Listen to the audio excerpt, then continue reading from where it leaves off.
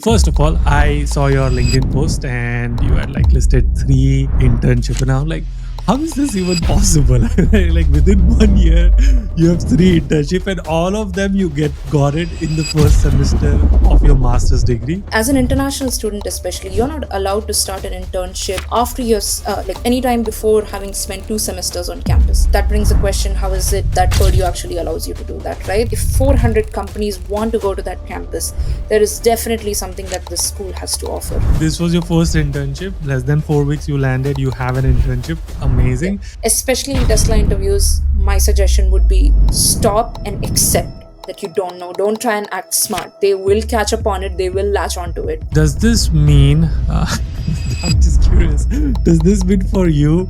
You've basically covered your entire Purdue fees. Before you watch this, I want to quickly say that most people underutilize LinkedIn.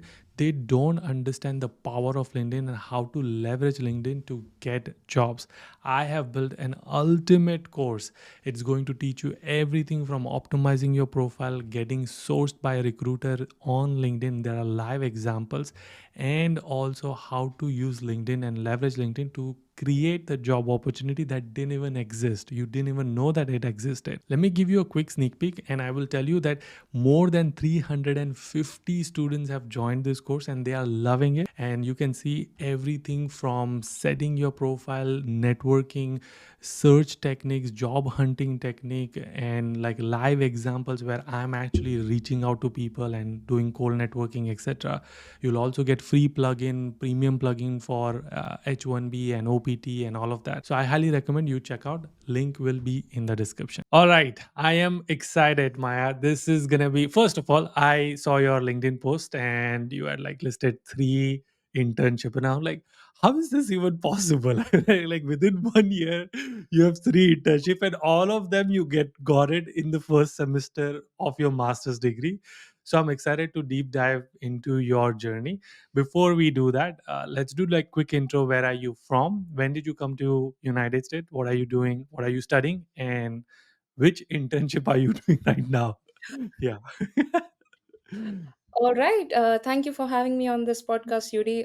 Really, really blessed to be part of this. I have seen your videos multiple times myself as a student, and it's really exciting to be on the other side, where initially I was relying upon your videos for a lot more information, and it's just a privilege to be able to be, just giving out a wealth of information to students that could make use of this. With that being said, allow me to introduce myself. So, as you know, my name's Maya Mishra. I'm from India. I moved to the United States in fall of 2023, and I go to Purdue University pursuing my master's in engineering management. So, essentially, MEM is what piqued my interest, and then when I was evaluating which other countries offer this sort of program, I gradually drilled it down to the United States, and then arrived here.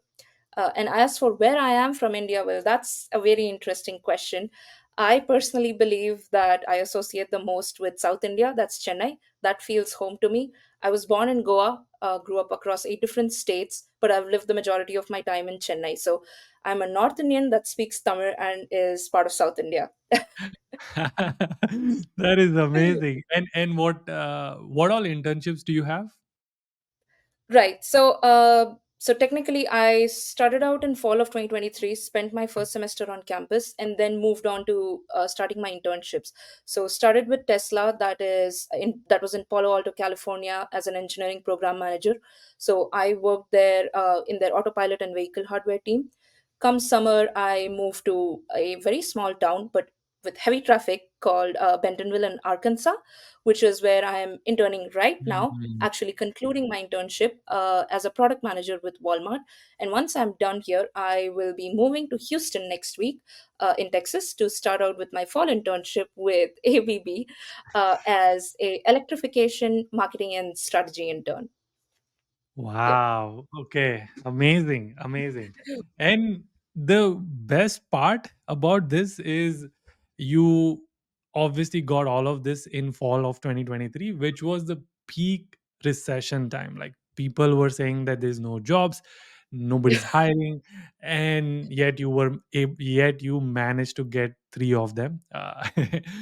And I love this about Purdue. Like, it is crazy when I first found out. I've been talking to Eric about this as well. Eric is the director, for people who don't know, for Purdue Engineering Management Director. Amazing guy. He told me 6 months you do the fall semester, then you Right. get opportunity to do 1 year of co-op, and then you do your last semester, and that's it, and that's your master's degree. Is that true? That is true. That is Purdue's Masters in Engineering program. And now that you brought up Eric, so this wonderful program is being run by three people. Eric, of course, the program director, and then we have Karen, who's our academic advisor, and we've got Randy Tharp, who takes care of administrative services.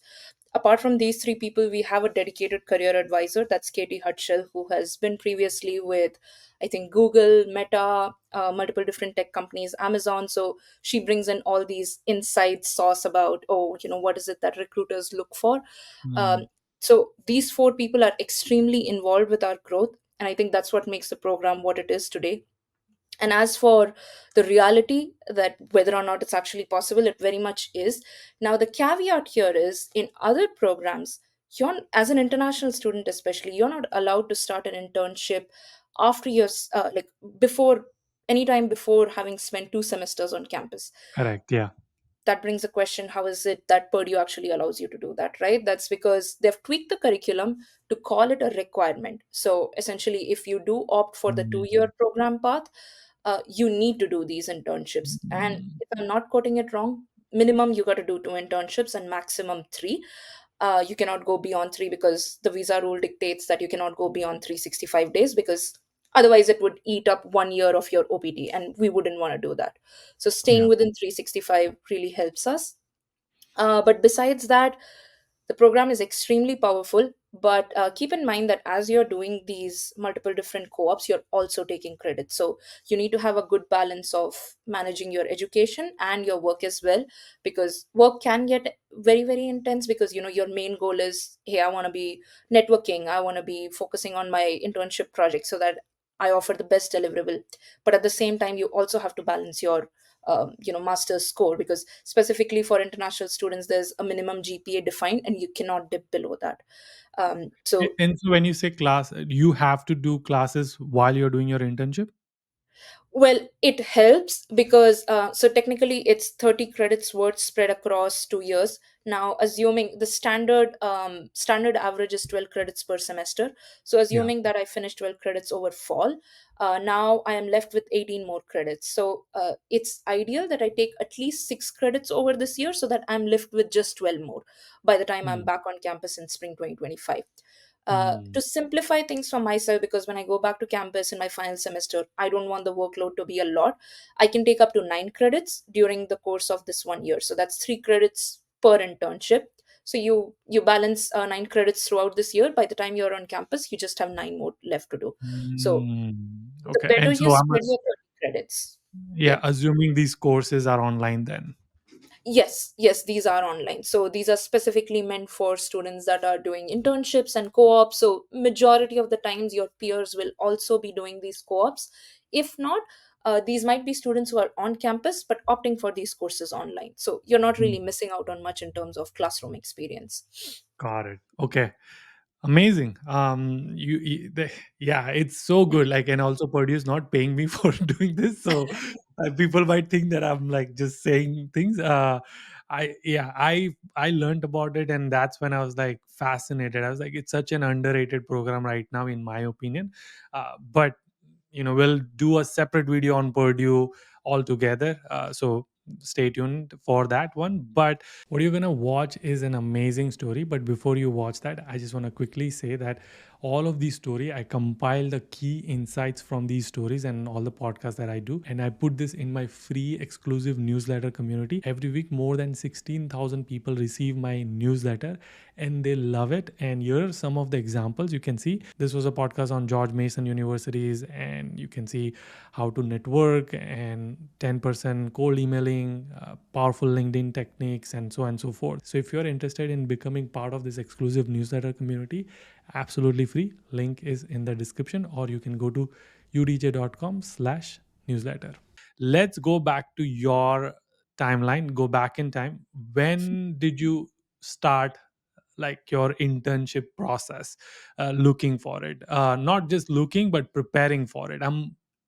I'm guessing you started before even coming to United States, but I want to hear it from you.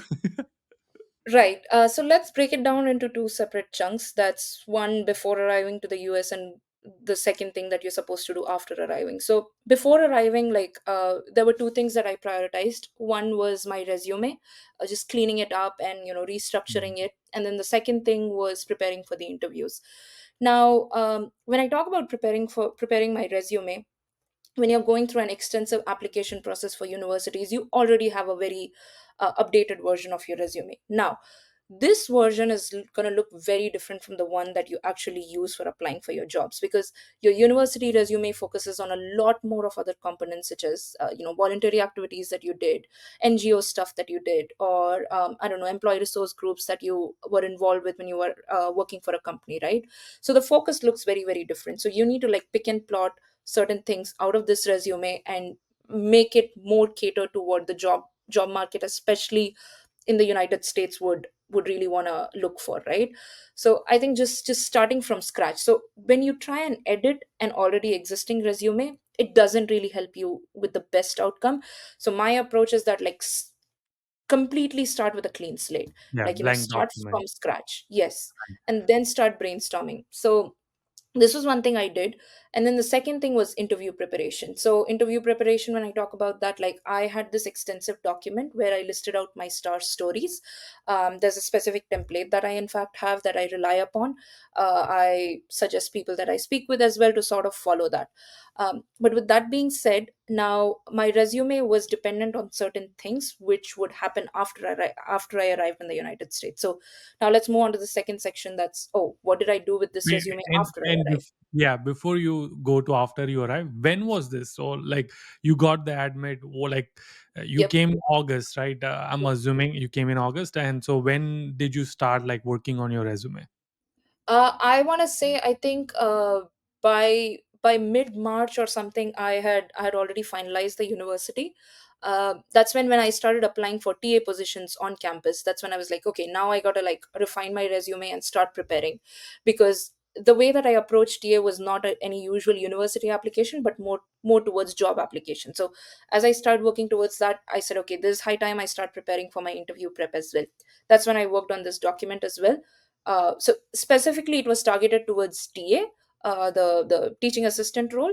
But with that being said, I still had the bigger picture in mind, wherein I was like, okay, this document is ultimately going to help me interview once I'm there in the United States as well. Hmm. I And would say then mid March. and you also said that you worked on interview prep and you had the resource, the document, detailed document. How did you? So did you had clarity on what roles will you be looking for? That's an interesting question. So the way that I looked at it was, I didn't want to be very stubborn on a given role. Okay. So yes, I had a vision for myself in terms of the roles that I would want to opt for, but I wasn't like, I I didn't have a set in stone approach. I was pretty flexible. I was open to the roles that I would be possible to take, that would be possible for me to take up in the market. um, and I think that helps you. So I was open from anywhere between TPM, so that's like program management, to product management. Of course, these were my top choices, and then gradually moving down to, let's say, logistics and supply chain, because I do have a background in that, so I was open to those as well. Ops management as well, and then ultimately coming down to, let's say, marketing strategy, sales strategy, positions like these as well. Now, having said that, this was the bigger bucket of options that were open to me. There was a certain bucket that was absolutely not possible for me to do. Let's say a very hardcore coding based role, such as a software Hmm. engineer, that Hmm. had been ruled out. Now, in between these two was analytics, wherein I didn't really have all of the skills required, but could I actually upskill myself to fit into that role? Yes. So I was sort of applying to business analyst roles as well. Analytics, I was open to that as well. That would have challenged me a lot more, because there's a bigger gap that I would have to bridge. But still, I did not like tell myself that, hey, don't apply for it. uh, because again, to your very point, I think the market was very, very bad, is still continuing to be bad. So this is how I put it, that be picky when you have options to pick from. Don't start being picky from the very beginning. So Right. interview, get yourself 2 or 3 different jobs, and then rank them as to what is Yeah. your first preference.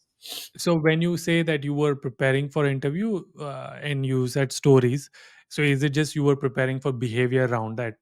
No matter where I go, I need to have my stories lined up. I need to have a story bank, and I'm gonna like prepare for at least that part.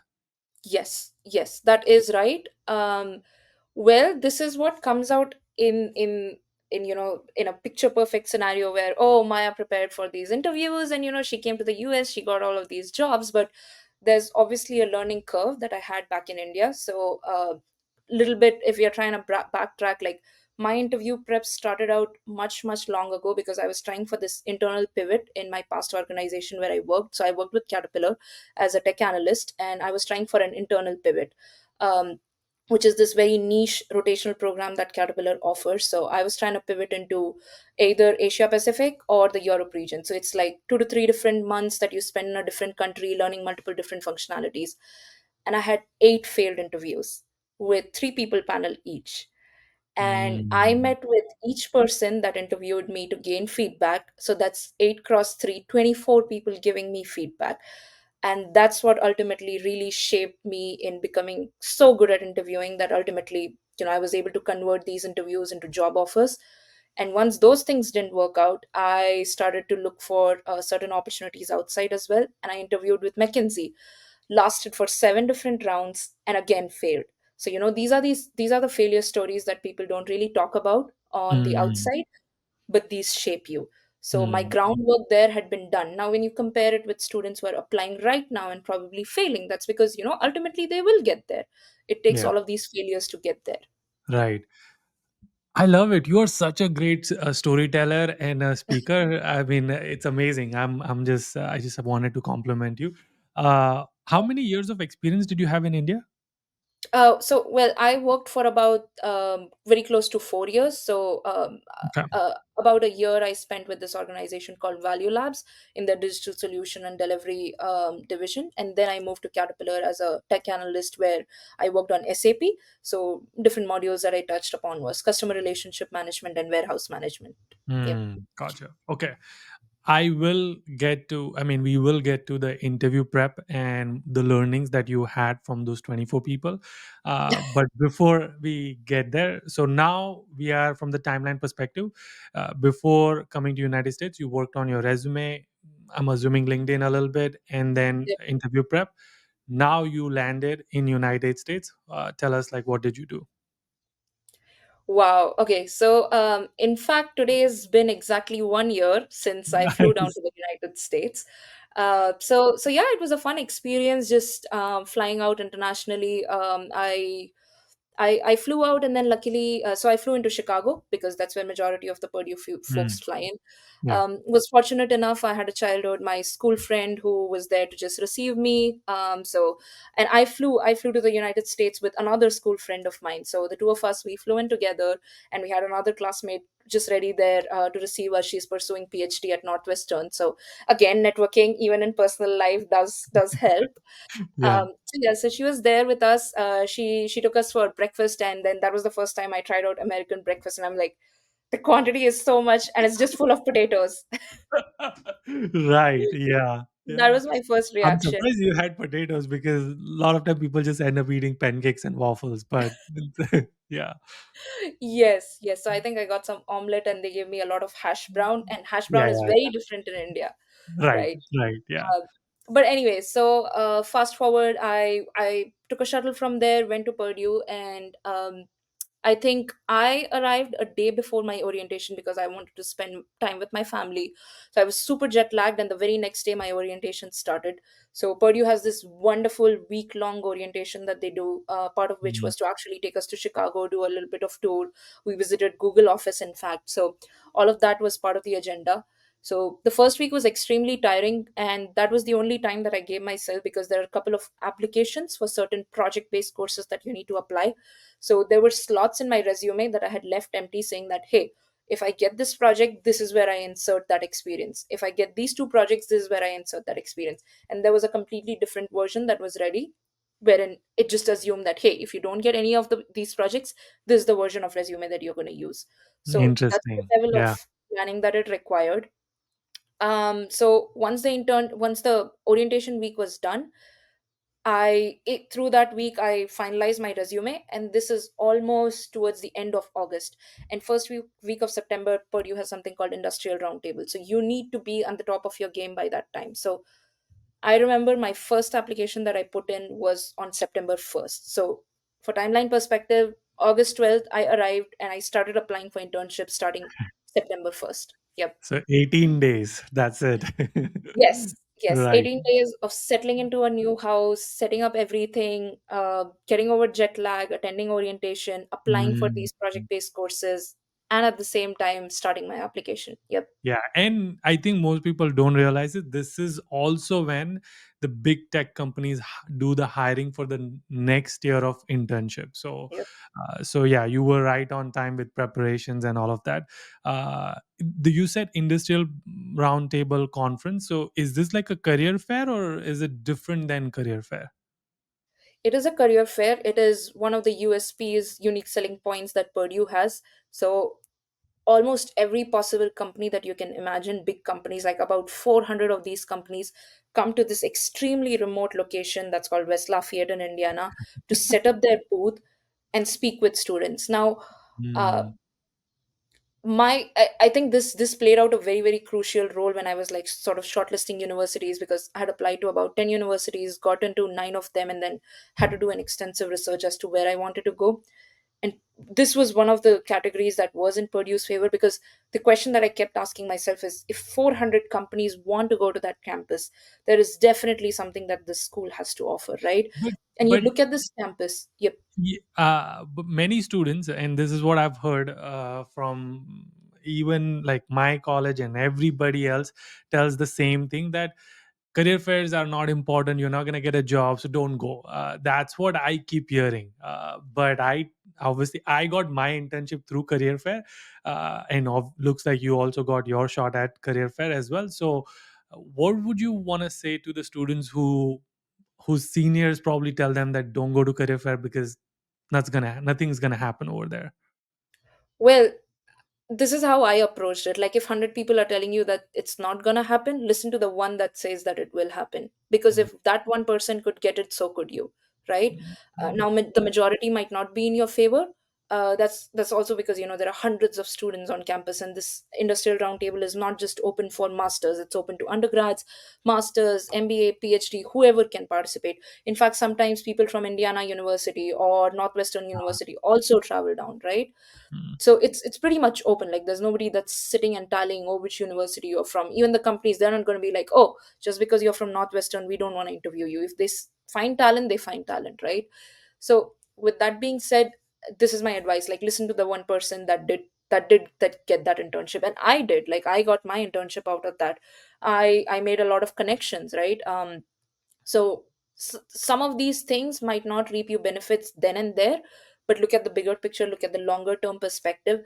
uh, and if things don't happen in your favor, they don't happen. But at the same time, like, try and appreciate what Purdue is trying to do for you. Like, it's not mm. convenient to bring 400 companies on campus. So and here's the thing, right? Like, as students, when you're being fed something that conveniently, it's very easy to complain that, oh, I'm not getting outcomes. That I, my perspective is, take a step back and ask how many other universities are doing this sort of thing, right? Yeah, So just be totally. thankful of that.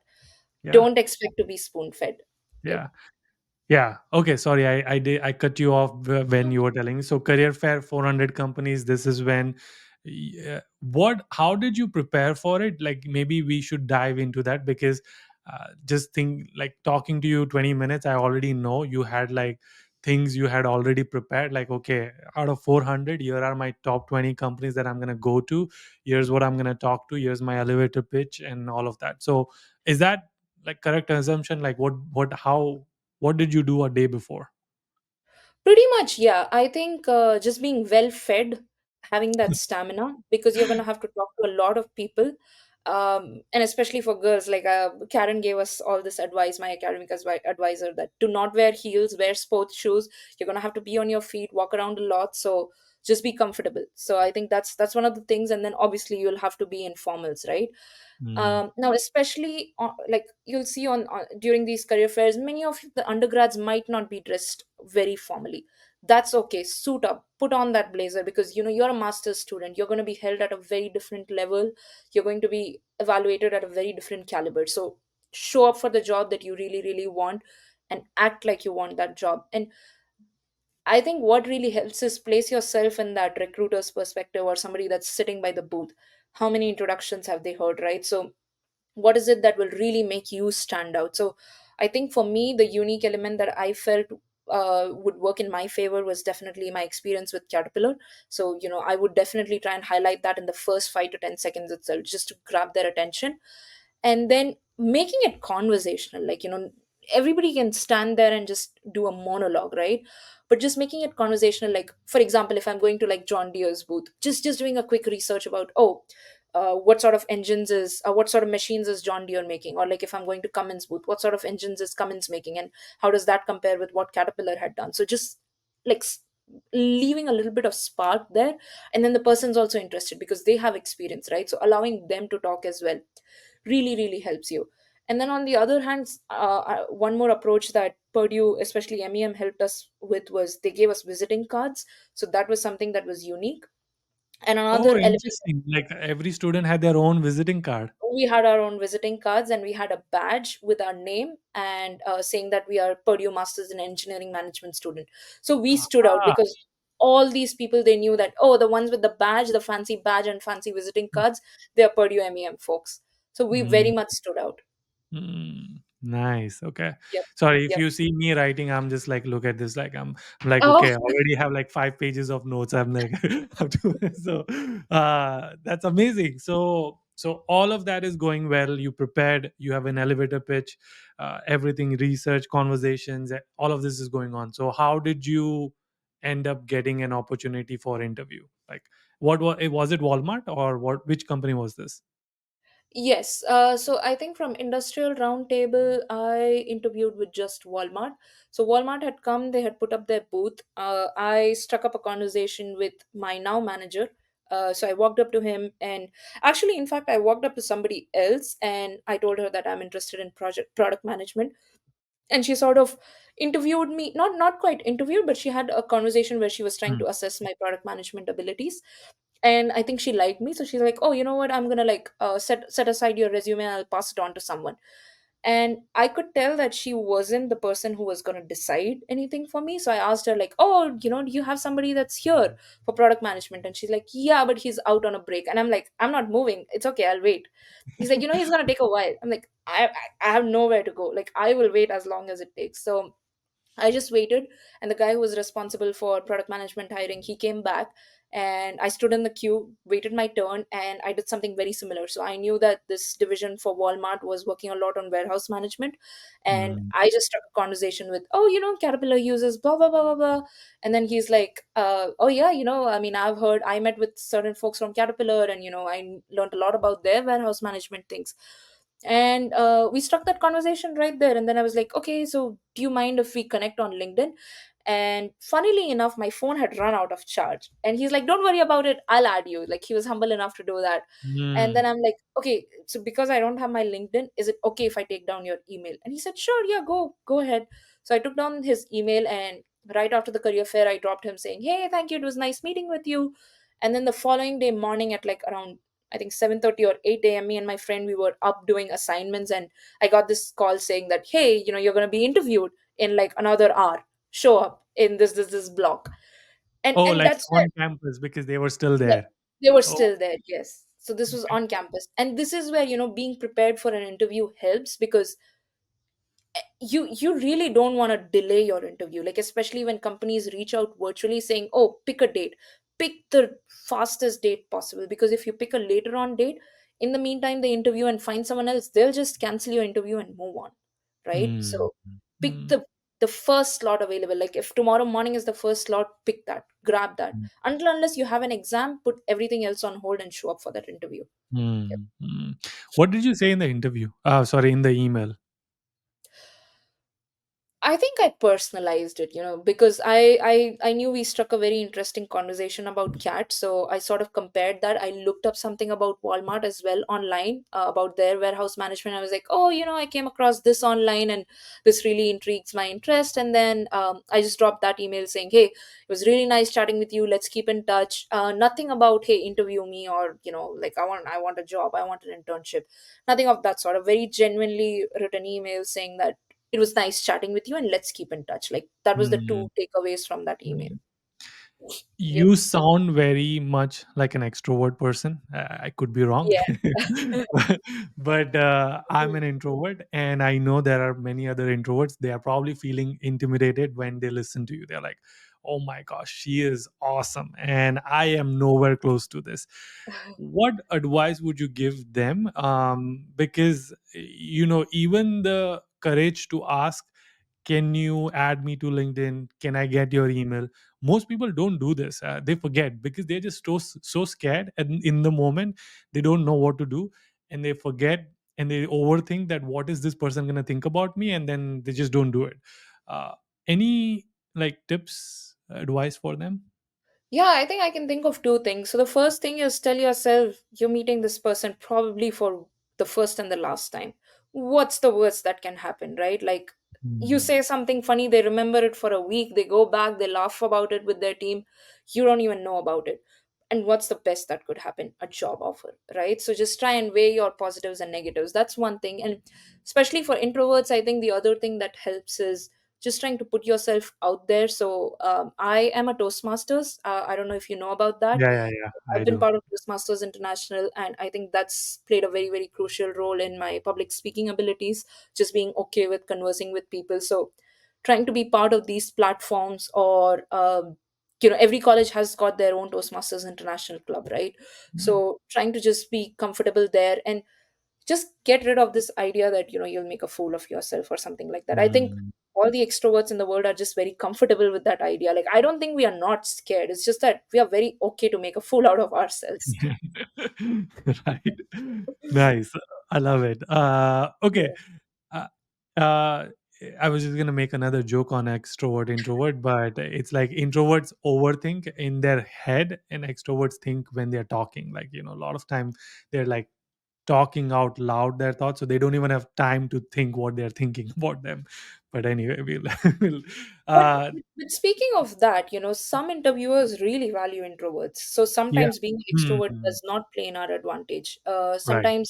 Sometimes interviewers are looking for someone that, as you said, speaks, thinks before speaking. Takes that time to pause, think through, and then answer. And which is a practice that I try and include in my interview prep as well, because I don't want to be like the minute the question is asked, I don't want to be like answering. I want to show Mm, them that I take some time to gather my thoughts, think through, and then utter something. So right. that's another quality that sometimes works in It does. introverts' favor. Right. Yeah. Yeah. Okay, so how did you find out what role are you interviewing for? What is the responsibility? Did you read about it? Like, did you know that this is the position they are hiring? Because within, like, you woke up and there's an interview. Like, how how did you prep for it? Yes, that's a good question. So, Walmart was there to hire basically for two different positions: automation engineering and product manager. Two Hmm. are very, very different, right? So, like how you would position yourself for one could look very different from how you would do it for the other. But again, I was very flexible, and I did not know until I actually showed up there before the interview for what position that it actually was meant for. But my interview prep was pretty much standard, and I know how to tweak things then and there in the moment. So I like whatever was my document, I just grabbed my laptop, I dressed up, I changed into formals, and I went to the block to actually interview. And I was like going through my notes, and I'm like, okay, I asked the person that, hey, what am I interviewing for? Like, tell me, is it product management or is it automation? And he's like, oh, you're gonna be interviewing for product. And I'm like, okay, cool. Like, I just try to gather my thoughts. I'm like, okay, make it more product centric. This is not an engineering position, this is more PM.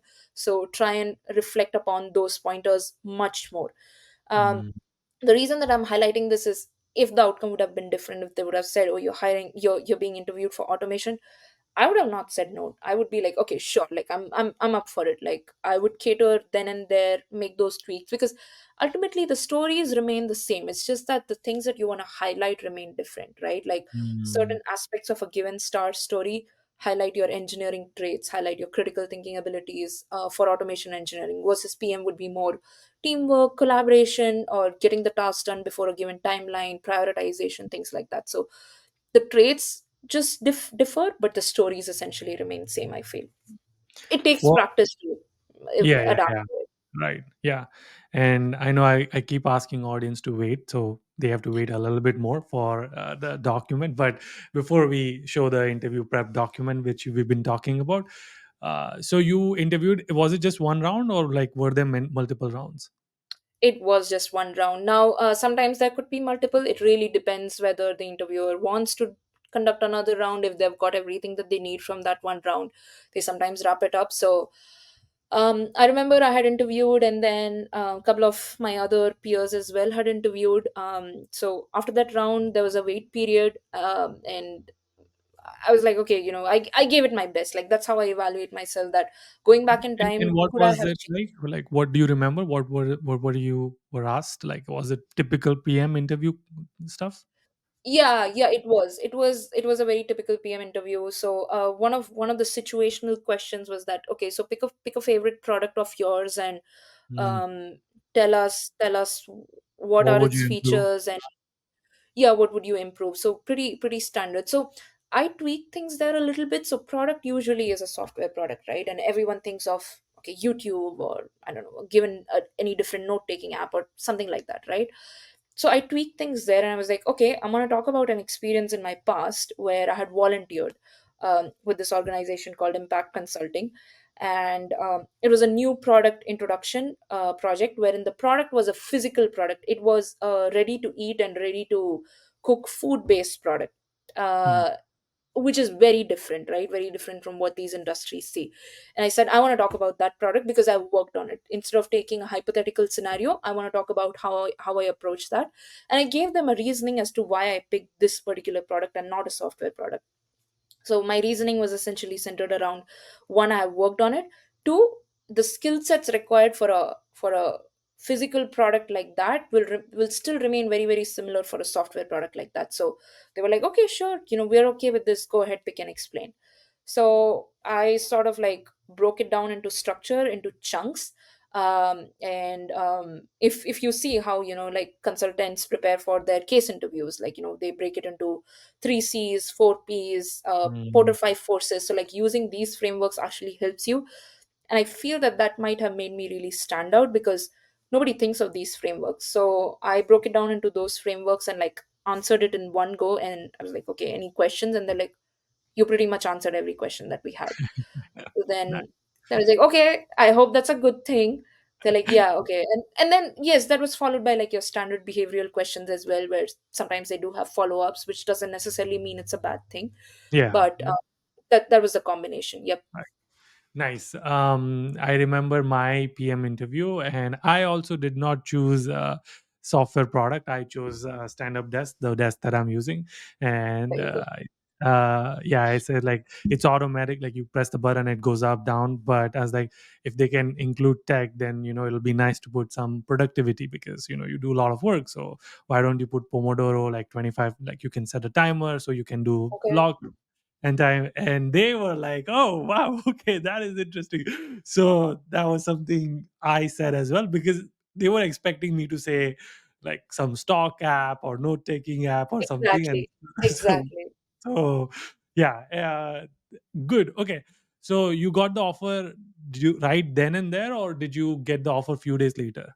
No, no, it wasn't then and there. So I remember I had traveled to St. Louis, Missouri for a project. So Eric had actually taken me and a couple of other students, and we were doing a presentation for this startup based out of St. Louis that we were working with. And I think it was 2 minutes before I was walking into that presentation, we were turning off the lights to actually start that presentation, that I got an email saying, hey, we want you to join. And like my first thought was I just wanted to run to Eric and just show him that email. And then I was like, no, Maya, compose yourself. You have a presentation. Like, let's do one thing at a time. So I presented, and the minute the presentation ended, I grabbed my phone. I went to Eric and I just showed him the phone. I'm like, Eric, look at this. And he's like, that's in less than 4 weeks in the United States. How do you feel about that? I'm like, I don't know what to say, Eric. Thank you. Thanks to Purdue. Nice, amazing. And so this was your first internship. Less than 4 weeks, you landed. You have an internship. Yeah. Amazing. This was your summer, though, summer internship. Yes. Yes. But you did not stop. You're like, I have to get more. So let's just keep looking. So what happened? How did Tesla happen then? Right. So I think Tesla was one of the first few applications. The one that I said I started off with September 1st. Tesla was one of the first few applications because with Tesla, I always felt that I was running behind because they had published their spring internships, I think sometime in June itself. So I Hmm. knew of that. I knew of that when I was in India itself, but I didn't really have an international number. I didn't want to put a number that wasn't functioning because, if they would reach out to me, I wouldn't be there to receive it. So I was like, okay, let's wait. We'll go to the US and we'll start applying. So Tesla was a cold application, and like it was just through its normal portal, and they got back. So with Tesla, I interviewed for two different teams. So how Tesla works is at a given time you could be interviewing with multiple teams, 10 teams for all they care, because these teams are competing amongst themselves to hire the best candidate. So Hmm. I was interviewing for engineering program manager, EPM, and then another supply chain manager position. So I got both of those converted. So for supply chain I had 2 rounds, and for EPM I had about 5 rounds. So Oh, wow. yeah, yeah, I had And about. and you said something interesting. So two things you said. One, this is called spring internship. So there are spring and winter internships and winter co-ops as well. This because people think that there's the only opportunity they have is summer internship and there's no other opportunity. So I just wanted to call that out. And then second, you said you all applied normal portal. When you say Yep. normal, like on their careers website Yep. Yep. versus No referral. LinkedIn. For these two positions, at least, there was no referral. So it was just a normal application process, and I was shortlisted, and I was asked to interview. And speaking about summer internships, right? Like to your point, things being available for spring. My take there is apply for summer. Even if you have a summer internship already, still keep applying for summer. Talk to the interviewer, talk to the hiring manager after you have interviewed. Tell them you're available to start in spring itself, and it works out. It works out because ABB, my fall internship, was in fact supposed to be a summer internship. I interviewed with the person, and I knew that the minute I knew that, okay, this interviewer is interested in me, as I was wrapping up the interview, I was like, hey, just to be transparent, I do have something for summer, but I'm available for fall. And it would really, really build up my profile as well, given that I do the spring internship, do this summer internship, gain all the skills required. And if you would be willing to wait another few months, I can come to you in fall. And they made an exception. So things like these happen. And this is not Mm, the only company. Many others that I interviewed with were willing to move their timeline. Now, with that being said, do not talk about it in the beginning, because right. recruiters don't want to go through that whole hustle where they, let's say, finish the interview process and then you give them an exception and they're like, okay, we are having to go back. As you're interviewing, once you get the sense that the interviewer is interested in you, tell them genuinely what your situation is, and you'll be surprised to know how flexible they are. Mm, And mm, worst case, you don't get it, you anyways have a summer internship, right? So you were anyways right. trying to convert summer to spring or Yeah. summer to fall. Yeah. So Yeah. what's the worst? And you got the whole confidence building because, Yep. once you have an offer, you're like, oh, now I can Yes. get more, right? Yes. Um, okay. And then so Tesla and ABB happened just purely cold application. Your resume got selected. Before, go Not for ahead. ABB. ABB Okay. was through a conference. uh Ooh, okay, yes, interesting. So okay, let's wait on ABB. But for Tesla, it happened purely because of your resume. Can that's right. we either take a look at it, or what best practices would you recommend for a resume? Because I know you worked on it before even coming. So either you can just tell like what is the format, what are the things you put it, or Yep. if we can take a look at it. Either ways is fine. All right. So I'll try and break it down into sections that I try and Yeah. highlight. Yeah. Funnily enough, I don't have a section that says technical skills. Like that's not something that's very common. So I do not have a section that says technical skills. So are not a lot of hard skills that I'm explicitly trying to call out on my resume. So the sections that I have on my resume is, the first one is my education, that highlights my master's and my bachelor's, and then I move on to my work experience. So it highlights my work experience, at least back before I had all of these internships. It was just my work experience in India. So majority of the focus on Caterpillar and Value Labs, another company that I worked with. Now there's a very blurry line between work experience. Sometimes people want to put in a lot more stuff that they did. This is how I define it. If it was 40 hours per week and if it paid you, include that in work experience. If these Hmm. two categories are not satisfied, do not put them under work experience. Having said that, I had another section that's called project experience, which had a couple of hands-on projects, like basically this Walmart example that I talked about, right? So the any sort of voluntary projects that I had taken up, which was still very much core part of my application, that was listed out under project experience, and any on-campus projects that I was doing, or my TA position, right, which was technically a project manager position. All of that was listed out under project managers section. And then I have another section that says leadership slash professional affiliations, I think. Yes. So now this has everything to do with the conferences that I've attended, or Hmm. a couple of significant things that I had done at Toastmasters, at employee resource groups, at Caterpillar, because this really shows out my leadership abilities. And it's not it in the sense that these are not extremely casual, these are still professional, Hmm. and Hmm. these do highlight my leadership experience. Now I wouldn't suggest to add something like, oh, I conducted this blood donation camp, right, or a fundraiser. These are not things that you want to highlight.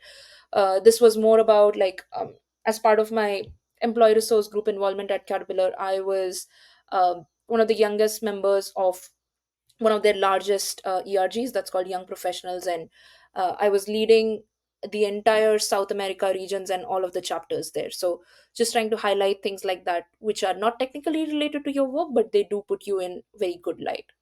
Yep. Hmm. Hmm. And I think that's Did it. Those you were the sections. did you made any changes when you were applying, like try to make it relevant to the job that you're applying, or once you made it pretty much like let's just like spray and pray kind of method? I didn't, but I would suggest to have two versions. I did use one version universally for all positions that I applied to. It was just one format. But I think if you want to cater to two different type of roles, have maximum two. If you can Hmm. stick to one, great. This is very, very unconventional suggestion that I'm giving, because it has worked out for me. But given a chance, I think I would still want to opt for two. The bigger problem with opting for two was I would just get confused that, oh, which one I'm supposed to use for which, and that just slowed me down.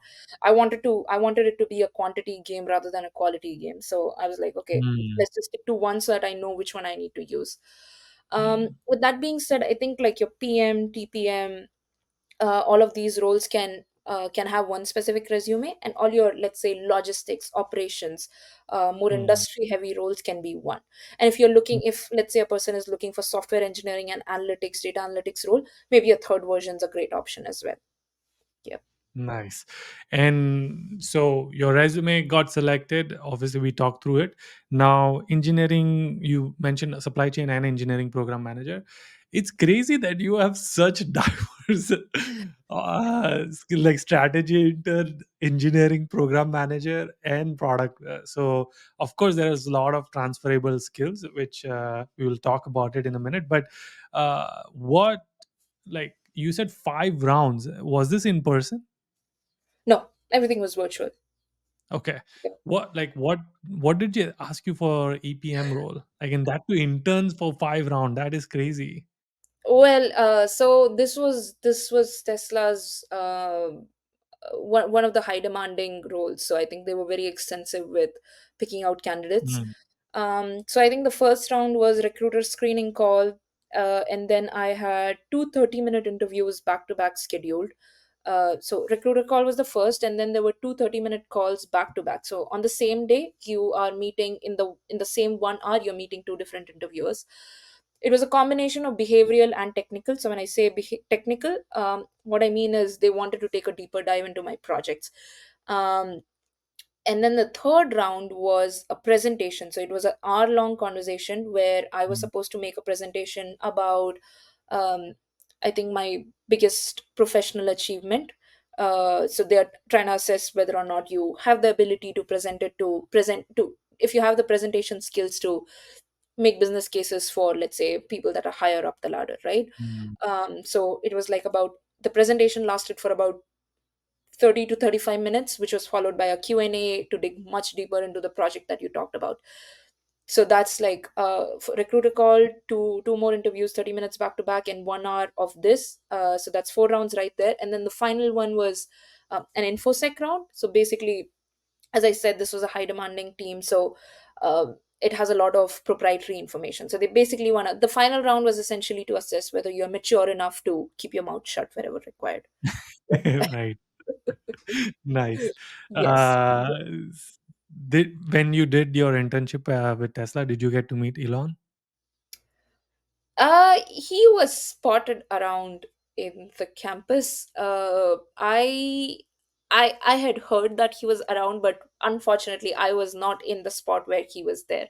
But I Mm. think he is a very interesting person. Um, People have very varying opinions about him, but I think that entire organization is extremely fast paced. It's not bullet speed; it's Shinkansen speed that it's Yeah, running at. yeah, yeah. Right. That's what Um, I've heard. Yeah. so as an intern, you get to learn a lot. You are trusted with actual impactful projects. That's very much the case with Walmart as well. But the pace at which that No, Tesla Walmart runs is more is, fun, is what I've heard, especially if you were in Bentonville. So it's well, is it? Walmart does a lot for interns in the sense that it's a very thought through curriculum that they have created. Yeah. So now that this summer will get wrapped up, the company will ramp up for next intern hiring already. So they do a lot more cool stuff, like just yesterday they arranged something in the arcade because interns were done with their final presentations and they wanted us to all relax. They book hotel stays for the entire 12 weeks for all of the interns. You have shuttles taking you to office and then back, so it's very lavish in that sense. You're very very well taken care of. Take you to top golf, they get you to meet with c-suite executives. I got to speak with Fortune 1 CEO, that's Walmart CEO Doug McMillan himself.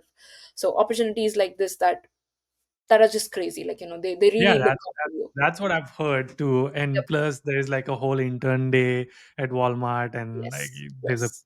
like event and Yes. like so much going on. But right, okay. So sorry, I digressed. But back to Tesla, Yep. where so you did the interview process and pretty much like I'm assuming was there any program management specific questions? Like I'm assuming there must be some. Yeah, I think, I mean, they try and assess how critically can you think of timelines, how do you prioritize things, your team working abilities, your cross collaborating abilities, your capability to break down an engineering problem and understand in terms of what that means for you, especially as a PM. So I came from electronics background, so I think maybe that played out as well in just trying to show my caliber in terms of understanding vehicle hardware related things. Um, but yeah, I guess, I mean, what they're looking for is passion. I think more than anything else, what Tesla wants is super super passionate people that really want to Mm. work for Tesla. Because until unless you have that, you will not survive in that environment. Yeah, yeah, totally. And what about supply chain? You also interviewed there and cracked the full time offer for that, and not Yeah, full yeah, time internship. supply chain was just two rounds. So I had options from both the teams to pick from. So both the offers came at the same time and they were like, okay, which one do you want to pick? Mhm. But I think EPM is where I saw myself and I wanted to go with that team, so I picked that. um, Supply chain, I think, was pretty much similar. It revolved a lot around behavioral questions. Now, especially with Tesla, I think what they really look after is your resume. So you don't want to put any word that you don't know about, because they Mm. will pick on it. And I think sometimes it could be the case that you've listed out an experience from a little bit too much in your past and you don't really remember things, right? Especially in Tesla interviews, my suggestion would be stop and accept. that you don't know. Don't try and act smart. They will catch up on it, they will latch onto it. So just say that it's been a while and it's nothing too wild, nothing that you cannot brush upon. You can always go back, learn this, relearn this skill or something like that. But knowing your resume through and through, especially for a Tesla interview, is absolutely important. For any given interview, yes, it's important, but usually the perspective is that if you have passed through the resume screening, they're going to set your resume aside and they're going to ask you behavioral questions.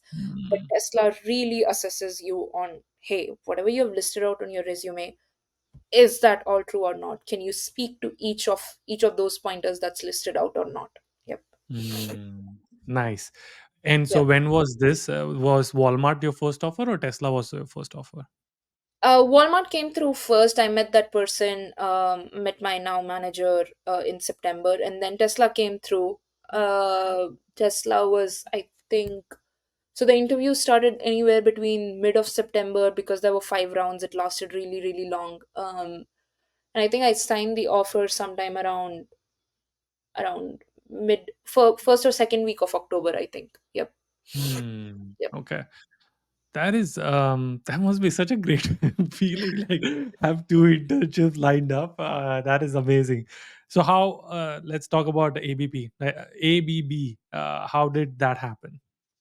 Right. So now given that we were already somewhere around October, I was going to attend this conference called Society of Women Engineers, which was happening in Los Angeles. So now having gotten a summer and spring internship, I was being very critical about fall. Like I was like, okay, let's try and look for fall internship offers. With that being said, I was, as I said, my strategy was I'm going to be open to applying to summer and I'm going to try and convert that to fall.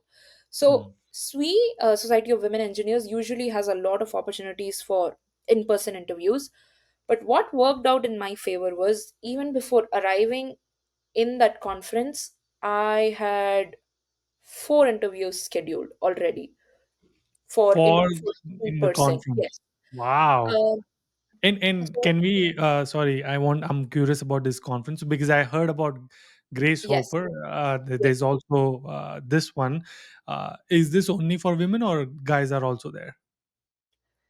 Guys do attend, but I would say, like, is it frowned upon?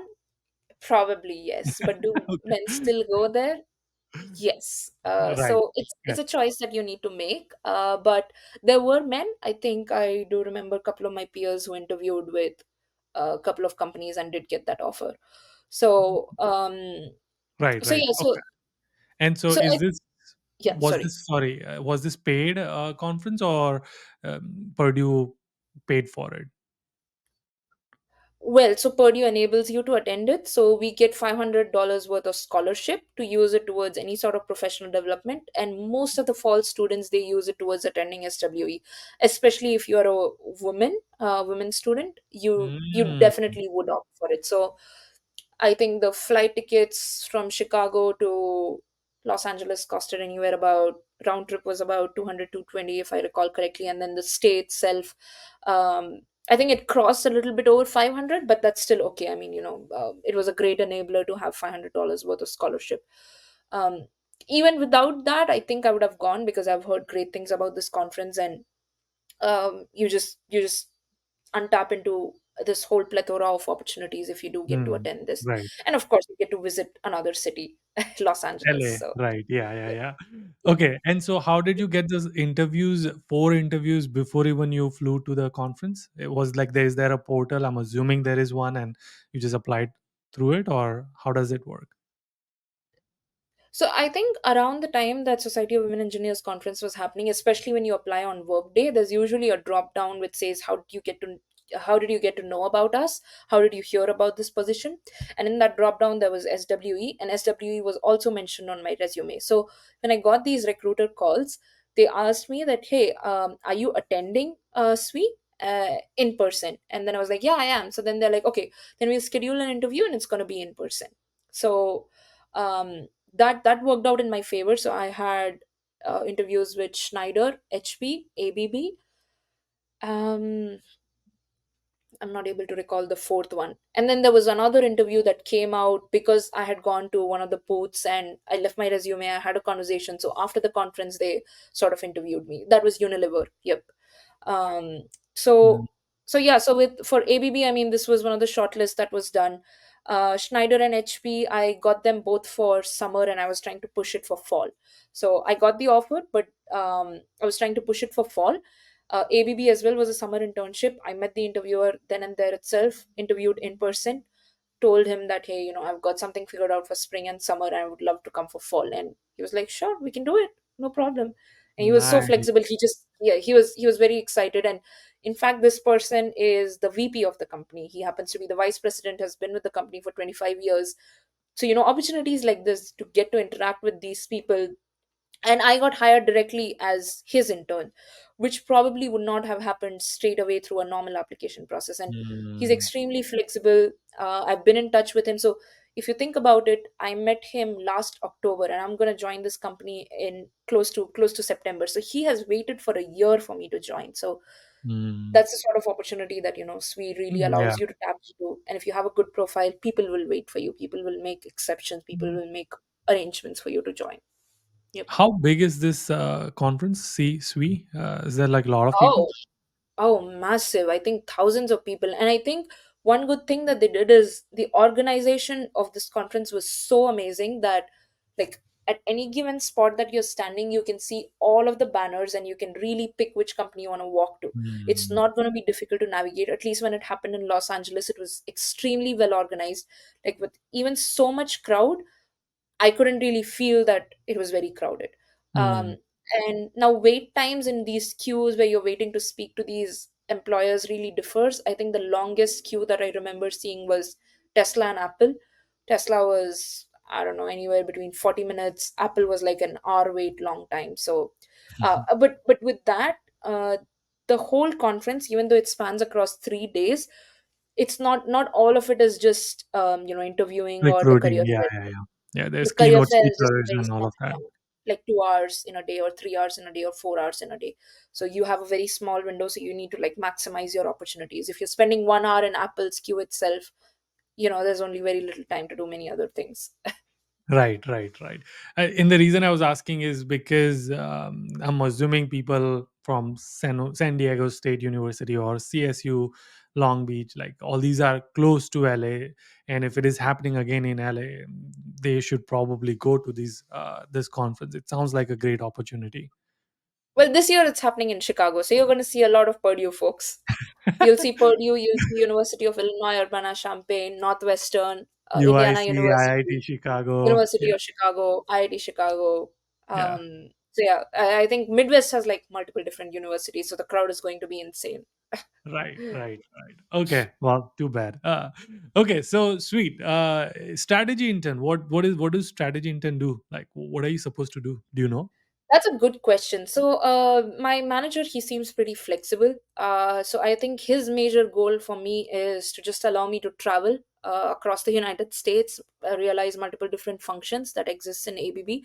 So ABB essentially has two different business functions. One is their industrial automation division, and then the other is utilities and electrification. What I'm going to be working for is its electrification and utilities. So ultimately his main goal for me is try out multiple different functionalities in electrification. Industrial automation is something that I have dealt with at Walmart, so he's like, leave that option open for yourself, speak with people. I'm going to allow you to travel as much as possible, experience multiple different business functionalities, and realize what really interests you. So it's Mm, very flexible. In terms of what I want from this experience is, I think, just a wealth of networking opportunity and shadowing under people who are working towards marketing and sales. Because even ultimately, if I do see myself as a PM, selling your ideas is a very very crucial role. And I yeah, think yeah, sales and yeah. negotiations is something that I was super interested in. Yeah, So and PM also has like marketing. Like I am a marketing tech PM, so I'm all completely on the exactly, sales exactly. and marketing side. So 100%, and growth is also a lot of marketing as well. So yeah, I think it sounds like a great opportunity. That's it's amazing. I'm so inspired by this conversation. I hope people are inspired too. Okay, now let's reveal the interview prep, because I think they've been waiting for like an hour and I'm also waiting. So maybe you can share that doc that we've been talking about and teasing people. All That'll be right. Let me see. Let me know once you can see it. I can see it now.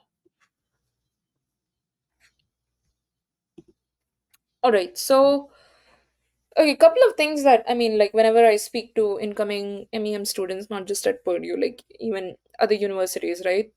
Certain things that I highlight is these sections. I'll go over these one by one. Um, so your introduction or your elevator pitch, right? I usually try and limit it to within 1 minute. That's a good elevator pitch. But this depends. This depends because sometimes interviewers themselves, especially when it's a panel, they take a lot of time to introduce themselves. Like each interviewer might take like anywhere between 2 to 3 minutes and then they pass it on, right? So now if they have taken such a significant time to like introduce themselves in such great detail, that's when you want to switch from your quick elevator pitch to something more descriptive. And it can last up to 2 to 3 minutes. That's completely okay. But if you see the interviewer just like picking pace and giving quick introductions, you want to stick to your standard elevator pitch, which is within 1 minute. Mm, Now, the format that I would suggest would be talk about what you're doing presently. So I would essentially start off with, okay, I'm pursuing my master's in engineering management at Purdue University. Then talk about your past. So try and highlight how many years of work experience you have, what sort of industry have you worked with, which company, and if you have had any promotions, highlight that as well. So I usually say that I worked with Caterpillar for about 3 years. In my first year, I worked as XYZ, and right after that, I got promoted and stayed in that role for another 2 years. Having concluded your past introduction, move on to what your future holds. So like I would essentially hop onto so my present would also include my current internship with Walmart, and then I would say next I'm moving to, I'll be relocating to Houston to do my fall internship and eventually try and look into XYZ positions in XYZ industry upon my graduation in May 2025. So I have like sort of laid out a future trajectory for myself, so it shows that I have a vision in place. And also you need to include what is it that you're looking out of this conversation. So in an interview it's not as important as it is in an elevator pitch, but I still think that I like to end it with something like, oh, mm, I'm looking forward to our conversation today, and hope to like highlight my traits and my experiences in the best possible light as we progress through this conversation, right? mm, And the final thing that I want to talk about here in this introduction is just a tickle factor. So, what I mean by that is don't dive into details in your elevator pitch. One, because it has to be succinct and very, very short. And then the second reason being you have the whole interview to talk about it, right? But tickle them enough so that they are interested. So, like, I would very slightly brush upon, oh, I worked on 3 industry projects when I was on campus, when I'm giving a past portion of my introduction, because as I do that, they're like, oh, that she has worked with 3 different industry partners on campus, I'm interested to know that.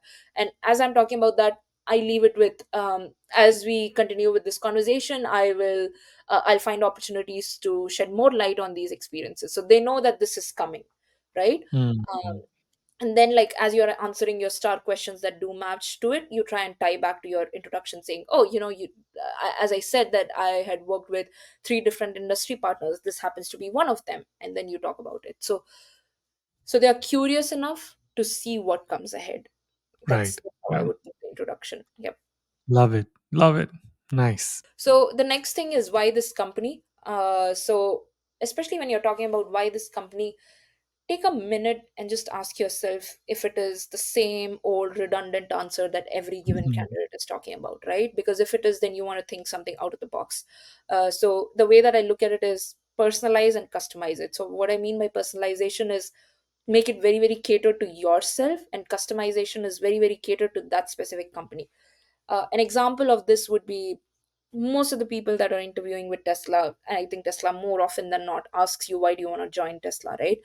If you say that your end goal is sustainability, sure, that might be the true case, but every other candidate is going to talk about that, right? So what is the factor that's setting you apart? It's not personalized, it's not customized.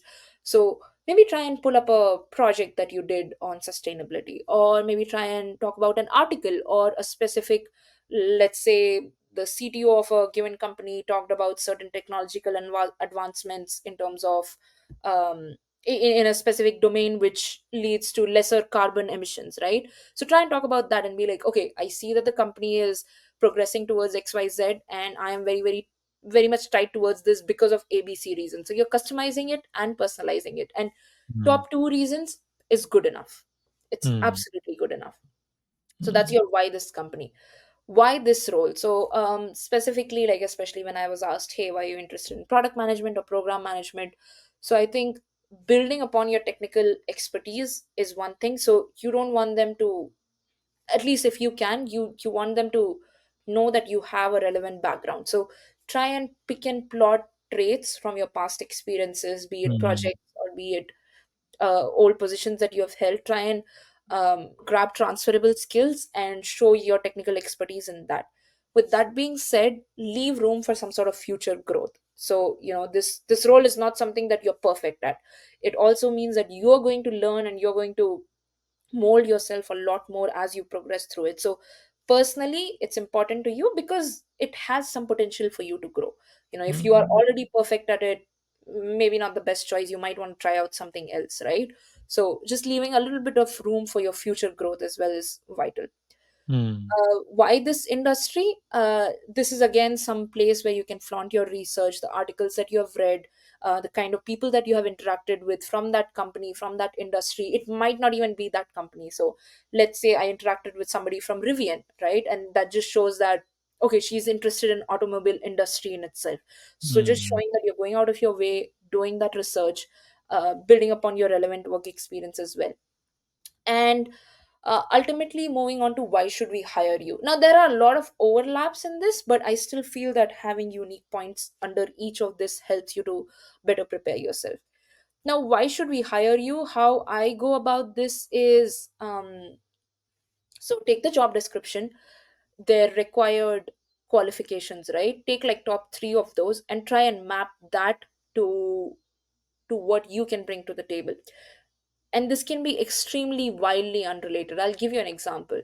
So back in my day when I was working with Caterpillar, I did a lot of dashboard monitoring. Now I didn't build these dashboards, I did a lot of monitoring when it was things were very, very time critical, right? Now let's say a program manager position for Tesla calls out that, oh, we require somebody to have attention to detail, or like write extensive business cases, for example, right? So I would be like, oh, back in my day with Caterpillar, I was working on a lot of extensive dashboards wherein I realized the ability to understand what a stitch in time save nine really means. So that made me very, very critical of every single process that I participated in and every single step that was involved in a given process.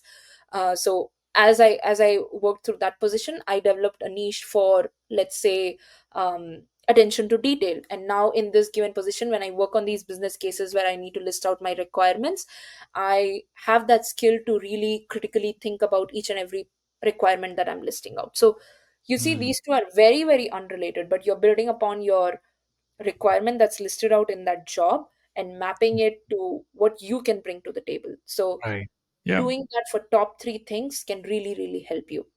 Nice. Now, one thing to highlight is you might not even be explicitly asked these questions, right? But it is still your responsibility as an interviewee to convey this somehow or the other as part of your entire internship. Sorry, my bad. As part of your entire Interview. interview process. Yeah.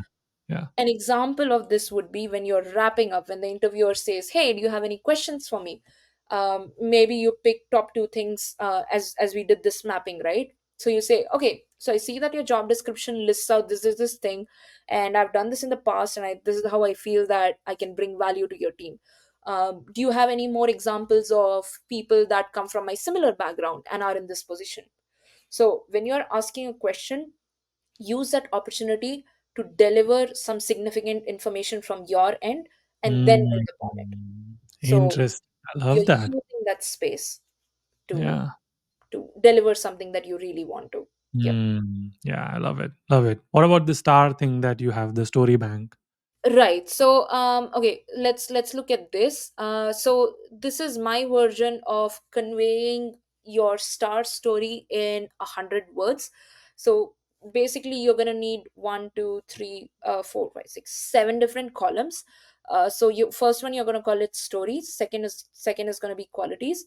The next four is going to be nothing but star situation, task, action, result. And then the final one, or a secret sauce that I like to call it as, will be your learning or takeaway. This is optional. It depends whether you want to include this in your story or not. So Mm. for your story, you're going to list out something very crisp in single liners. So a random example is how I attained my TA position, or let's say how I got XYZ award at my Caterpillar position, right? So that's how you're going to start listing out these stories. These are not supposed to be descriptive, these are supposed to be just one liner, something very similar to what you see. That's how I attained my TA position. Now, as you think through this story, you're going to want to think, what are the traits that are coming out in this specific given story? Is it Mm. teamwork? Is it collaboration? Is it prioritization? Is it your technical abilities? Is it your analytical skills? Is it critical thinking? So try and list those out here under qualities and traits. So you know that, let's say, if a question is being asked about teamwork, you will know that you're supposed to pick this Right. example, Yeah. right? Yeah. If they ask you conflict, then you know which story Exactly. to put. Got Exactly. it. Exactly. And then you move on to start. So the rule here is you are allowed to have maximum 5 points under each. It is not required for you to have five, it is maximum five. And each point you can use only 5 words as you're typing this out. So you will have to type this entire chart out for yourself to be better prepared. So Mm. that's 5 cross 5, 25 for situation, 25 words for task, 25 for action, 25 for result. So that's overall about 100 words, and your entire story is going to be packed. This allows you to pick your words very carefully, be very, very picky about what sort of words you're picking, and build a story that is structured, succinct, and yet descriptive enough, for as much as what's required. Now, what's your learning and takeaway section is, it's just going to be one liner. For example, when you're talking about a conflict related scenario, um, uh, a nice thing that you can add in there is, oh, if I were to do this all over again, this is how I would change things. So that's your learning, or Mm. that's your takeaway. Not a lot of people do this, so this will set you apart. And this again has to be like a single line, not a lot of details, but just like, my major takeaway from this experience was ABC, right? um, so this structure allows you to speak in bullets or speak in points. So as you're talking about situation, you'll be like, okay, so the situation was centered around two major things, and then you list out one and two. And the task at hand was four critical things, ABCD. So that shows that you're a person that has thought through, that is extremely structured, and has an approach to answering things, and it's not Mm. all over the place. Yep. Nice. Great. Yeah. Thank you again. This was like a masterclass crash course in interview prep. But before I let you go, what is the typical salary range for? I mean, you've done three different roles. So, what is the typical salary range for all these program manager, product manager, strategy intern? It can vary. It can vary because I think there is room for negotiation. If people tell you there isn't, I would say try and negotiate. It Wait, works. are you telling me you negotiated your salaries for A couple internships? of in couple of situations, yes. So it does Wow. work. Nice. It Yeah. does work. But again, like, given the economy, you want to see that you're not pushing too hard, because Right. sometimes Yeah. recruiters Yeah. are like, hey, this candidate's taking way too long. So you want to know the right sweet spot. That's what I would say. And negotiation goes way beyond just money, right? Sometimes it's location, sometimes it's your start date, your end date, uh, like moving summer internship to fall, right? So it can look very, very different. So sometimes it's your relocation bonus, or your let's say sometimes they pay for your flights to come in, right? Sometimes for your stay. So it can really, really differ in a lot of different ways. So I would say find the right balance, but don't push too hard, not in this economy. Not unless, definitely, again, be picky when you have options to pick from. Don't be Yeah. choosy when Yeah. you don't. So yep. Yeah. And so, what's the different ranges? Like, just I give would us like. say, especially for a graduate, it would start anywhere between, I want to say, for hourly, it could be anywhere between $35 to, um, I want to say, $60 an hour. Nice, Yep. nice. Yep. And And then and it this is depends. span across different roles, Yes, exactly. it depends. Sometimes you can have overtime as well factoring in. So, things really, really differ.